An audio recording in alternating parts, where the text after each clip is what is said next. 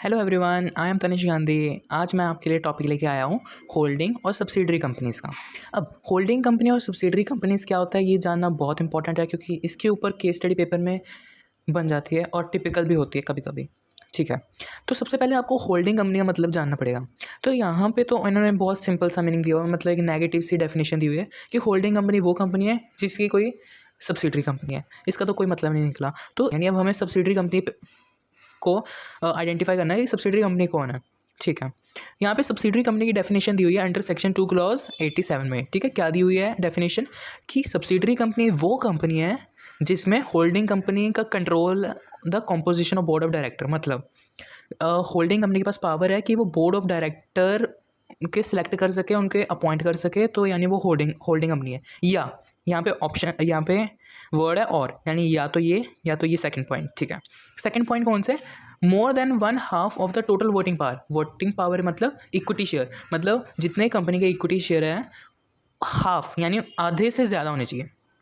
मतलब 50 से ज़्यादा होने चाहिए, लाइक 50.1 50.2 अगर है तो यानी वो एक होल्डिंग कंपनी है, और जिसकी कंपनी में शेयर होल्ड किए हैं वो एक सब्सिडरी कंपनी है। आइए इसको एक एग्जांपल से समझते हैं। ठीक है, यहाँ पे मैं एग्जांपल लेके आया हूँ आपके लिए होल्डिंग और सब्सिडरी कंपनी का।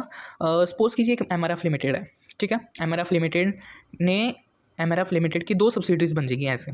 ए लिमिटेड, आपको पता होना चाहिए कि एक कंपनी में मैक्सिमम 15 डायरेक्टर्स होते हैं। ठीक है, और एमआरएफ लिमिटेड के पास ये पावर है कि वो 8 डायरेक्टर बना सकती है ए लिमिटेड में, यानी मोर देन हाफ हो गए। ठीक है, यानी मेजॉरिटी में। तो यानी ए लिमिटेड जो है वो सब्सिडरी बन जाएगी एमआरएफ लिमिटेड की। एमआरएफ लिमिटेड क्या बनी? Holding company. ठीक है, ऐसे ही एमआरएफ लिमिटेड ने बी लिमिटेड में 51% की पेड अप शेयर कैपिटल रखी हुई है, यानी वोटिंग पावर। ठीक है, तो ये तो directly be limited subsidiary company होगी ना एमआरएफ लिमिटेड की।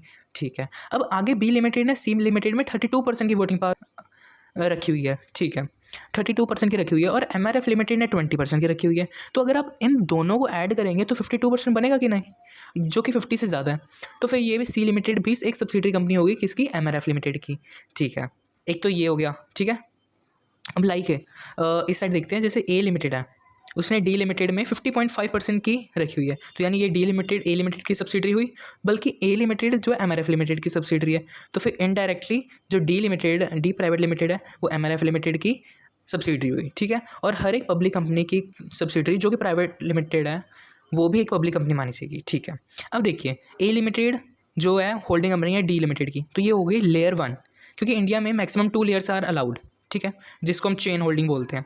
लाइक जैसे यहाँ पे डी प्राइवेट लिमिटेड ने ई लिमिटेड में होल्डिंग की हुई है, तो ये दूसरी लेयर हो जाएगी, और ये ई लिमिटेड भी एमआरएफ लिमिटेड की सब्सिडरी मानी जाएगी।